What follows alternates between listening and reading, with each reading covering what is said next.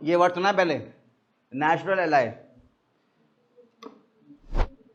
अच्छा ये तो कई बार सुना होगा, स्ट्रेटेजिक पार्टनर वगैरह, ठीक है, सुना है नहीं सुना है?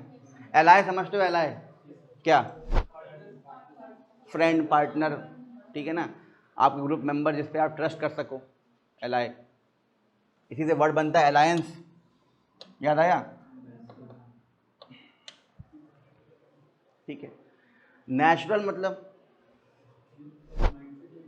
जिनका माइंडसेट एक हो, जिनका लगभग कल्चर एक हो सकता है मान्यताएं, बिलीफ्स, फेथ, ट्रेडिशन, ये सब एक हो सकता है रिलीजन एक हो सकता है भाषा एक हो, समझ रहे हो ना? तो नेचुरली उनके अंदर कई सारी सिमिलैरिटीज़ होती हैं। और स्ट्रैटेजिक मतलब उनके अंदर कोई सिमिलैरिटीज़ नहीं है, लेकिन इस समय समय की मांग है कि अगर उनको एक साथ नहीं आना हुआ, अगर वो एक साथ नहीं आए तो फिर नुकसान हो सकता है। इसीलिए एक पर्टिकुलर चीज़ को देख के वो लोग, भले वो ईस्ट हो और वो वेस्ट हो, मतलब कोई सिमिलैरिटी ना हो, फिर भी एक साथ आ सकते हैं। जैसे आप देखिए वर्ल्ड वॉर में, हाँ, यूएसए, यूके, ये सब नेचुरल एलाइज में थे, कहीं ना कहीं देखने में जैसे हैं, रिलीजन को एक ही फॉलो करते हैं, सिमिलैरिटीज इनके अंदर हैं, कैपिटलिस्ट माइंडसेट है, तो दे आर नेचुरल एलाइज, इनकी थिंकिंग, माइंडसेट एक जैसा था, तो ये लोग एक साथ थे। और यूएसए और यूएसएसआर जब एक साथ आ गए थे, याद आया, वो एक स्ट्रेटजी के तहत आए थे। क्यों? किसको काउंटर करने के लिए? हिटलर को, जर्मनी को। तो जर्मनी को हराने के लिए, कॉमन एनिमी को हराने के लिए, ये दो कंट्रीज जो कि बहुत डिफरेंट हैं, एक कम्युनिज्म को सपोर्ट करती है यूएसएसआर और एक कैपिटलिज्म को, फिर भी डिफरेंसेस होने के बाद भी एक साथ आए, तो इसे कहते हैं स्ट्रेटेजिक पार्टनरशिप। आप एक स्ट्रेटजी के तहत कोई एक काम को अंजाम देने के लिए आए हैं एक साथ, ठीक है, और कुछ चीज़ों में आपका उसमें म्यूचुअल इंटरेस्ट है। भाई उसमें यूएस का भी फ़ायदा था और यूएसएसआर का भी फ़ायदा था, क्योंकि दोनों ही चाहते थे जर्मनी को हराना, तो म्यूचुअल बेनिफिट दोनों का था। लेकिन ये दोनों नेचुरल एलाई नहीं है। नेचुरल एलाई मतलब thinking, mindset, culture, tradition, custom, language, religion एक होना या सिमिलर होना, ये तो था नहीं इनका, समझ पा रहे हो? तो नेचुरल एलाइज आर, इनको कहा जाता है birds of the same feather. ये एक मुहावरा है, ठीक है, कि आप सब एक ही जैसे हैं, समझ गए? अरे कहते नहीं हिंदी में, एक ही थाली के बैगन हैं एक जैसे हैं, ठीक है ना? तो they are very much alike, similarities बहुत होती हैं इनके अंदर। वाइल स्ट्रेटेजिक पार्टनर्स आर, इनको कहा जाता है स्ट्रेंज बेड फेलोज। इसका मतलब एक ऐसा कॉम्बिनेशन जो बहुत ही अनयूजुअल है, जैसे एक मैदान में दो तलवार डाल दिया जाए, या इसी क्लास में दो ऐसे ऐसे बच्चे एक साथ बैठे हैं जो बिल्कुल अलग माइंडसेट के हैं, ठीक है ना? तो एन अनयूजुअल कॉम्बिनेशन और पॉलिटिकल अलायंस। अनयूजुअल कॉम्बिनेशन मतलब एक ऐसा कॉम्बिनेशन जहाँ पे कोई भी सिमिलैरिटीज़ ना हो। भाई कंबाइन आप उसको कर सकते हो जो एक दूसरे के साथ कदम से कदम मिला के चलना चाहता हो, समझ में आ रहा है? एक दूसरे पे ट्रस्ट करता हो, डिपेंड करता हो, उनके ख्यालात एक जैसे हों, विचारधाराएं एक जैसी हो, आइडियोलॉजीज ऐसी हों, समझ पा रहे हो? तो उसे क्या कहते हैं? नेचुरल एलाई कहते हैं। लेकिन अगर ये ऐसा नहीं है, आपका बस एक कॉमन गोल है, उसको फुलफिल करने के लिए आप एक साथ आए हो, तो उसे क्या कहते हैं? Strategic partnership. कई बार गठबंधन बनता है हमारे यहाँ, कोalition, कई बार वो नेचुरल हो जाता है, क्योंकि हो सकता है कुछ पार्टीज ऐसी हों जो दोनों ही नेशनलिस्ट मूवमेंट्स को सपोर्ट करती हों, दोनों ही राइट विंग जैसी हों, समझो, दोनों ही रिलीजन कार्ड प्ले करती हों, दोनों ही कह सकते हैं किसी एक चीज़ को प्रमोट करती हों, तो वो नेचुरल एलाई बन सकती हैं। और कोई ऐसी पार्टी जो बस सामने वाले को हराने के लिए एक साथ हो गई हो, मान लो सपा और कांग्रेस, सपा और बसपा, ये एक साथ हो जाएं, इनकी विचारधाराएं अलग अलग हैं, एक ईस्ट है एक वेस्ट है, सोचने नज़रिया अलग है, चीज़ें अलग हैं, डिफरेंसेस बहुत ज़्यादा हैं, लेकिन बस एक कॉमन एनिमी मतलब बीजेपी को हराने के लिए ये लोग एक साथ आ गई थी, तो इनका गठबंधन बहुत लंबा चल भी नहीं पाया। इसीलिए वैसे ही यूएसए और यूएसएसआर का गठबंधन चल नहीं पाता। याद आ रहा है वर्ल्ड वॉर ख़त्म हुई थी सेकेंड वाली, पॉट्सडैम कॉन्फ्रेंस हुआ था, उसके बाद से ही दोनों में टेंशन आना शुरू हो गई थी, और उसी के बाद शीत युद्ध, कोल्ड वॉर शुरू हो गया था, ठीक है?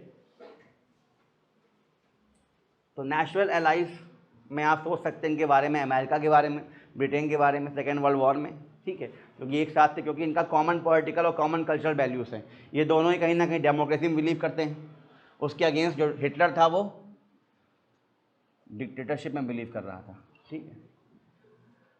हो सकता है ऐसे ही जो जर्मनी ने अपना ग्रुप बनाया था इटली के साथ, याद आ रहा है, तो इटली में भी डिक्टेटरशिप थी, तो दोनों ही कंट्रीज जर्मनी और इटली बिलीव करती थी इसमें अथॉरिटेरियनिज्म, मतलब डिक्टेटरशिप में कि एक सिंगल व्यक्ति या सिंगल पार्टी की क्या रहेगी, अथॉरिटी रहेगी, ठीक है।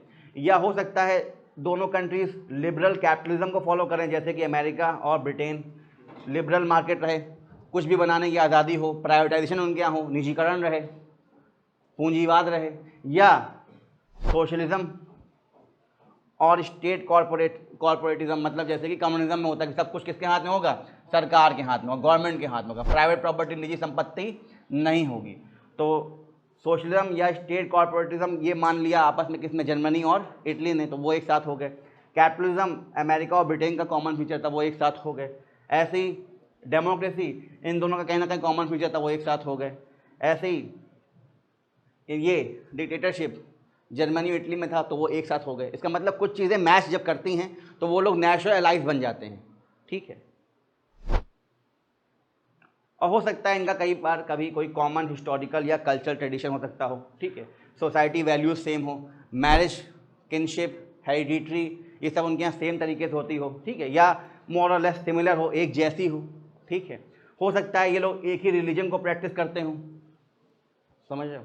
तो ये सब क्या है, बताना कि आप लोग नेचुरल फ्रेंड हो, आपकी सोच, विचारधारा, कल्चर, कस्टम, ट्रेडिशन ये सब एक जैसी ही हैं, ठीक है। लेकिन स्ट्रैटेजिक पार्टनर्स, इनके अंदर कोई खास सिमिलैरिटी नहीं है, कोई इनके अंदर इस तरह की यूनिकनेस, कॉमननेस नहीं है, ठीक है। ये एक जैसे नहीं हैं, लेकिन बस किसी वजह से एक साथ आ गए हैं, ठीक है। जैसे कि आप अमेरिका और सोवियत यूनियन के बारे में देख सकते हैं, जो कि सेकेंड वर्ल्ड वॉर में एक साथ आ गए थे, ठीक है। इनके अंदर कोई भी सिमिलैरिटीज़ नहीं हैं, विचारधाराएं, आइडियोलॉजी, सोच, रिलीजन, इकोनॉमिक, कल्चर, सब इनके यहाँ अलग अलग है, ठीक है। लेकिन ये डिफरेंस के बाद भी ये दो कंट्रीज़ एक साथ आई, क्योंकि बात किसकी थी, कॉमन सिक्योरिटी चैलेंज। इनको खतरा था दोनों किससे था, जर्मनी से, ठीक है ना। तो इसलिए इन्होंने डिसीजन लिया कि ये एक साथ आएंगे, अपने रिसोर्सेज को पूल करेंगे। पूल मतलब जो हमारी आर्मी, नेवी, एयरफोर्स सब लोग एक साथ जॉइंट मिलकर जो है वर्क करेंगी जर्मनी के against, to deal with this challenge, जो भी चैलेंज सिक्योरिटी का आया है।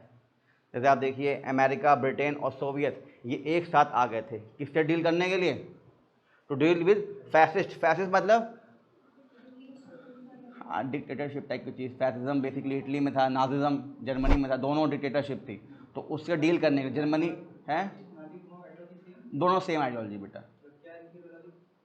डिक्टेटरशिप बेटा, authority, single party rule, single person rule, democracy में बिलीव नहीं करते थे, ठीक। तो अब इन दोनों में क्या किया कि इसको चैलेंज करने के लिए, या आप कह सकते हैं इसको अथॉरिटेरियनिज्म, डिक्टेटरशिप को चैलेंज करने के लिए या इससे बचने के लिए इन लोगों ने क्या किया, एक साथ स्ट्रेटेजिक पार्टनरशिप कर ली। अब स्ट्रेटेजिक पार्टनरशिप जो हुई थी तो उसमें ये दो कंट्रीज़ तो नेचुरल एलाई थी, ये बाद में भी साथ थी, अभी भी देखो साथ हैं, नाटो में भी साथ हैं, लेकिन ये बाद में अलग हो गया, क्योंकि बस एक स्ट्रेटजी के चलते ये एक साथ आए थे। वो जब काम पूरा हो गया, वॉर ख़त्म हो गई, अपना म्यूचुअल इंटरेस्ट जो था ख़त्म हो गया, अलग अलग हो गए। आपको कोई काम निकालना है किसी से, तो आप कुछ समय के लिए उसके साथ आ गए, आपका काम निकल गया, अलग हो गए। यही काम होता है किसमें, स्ट्रेटेजिक पार्टनरशिप में।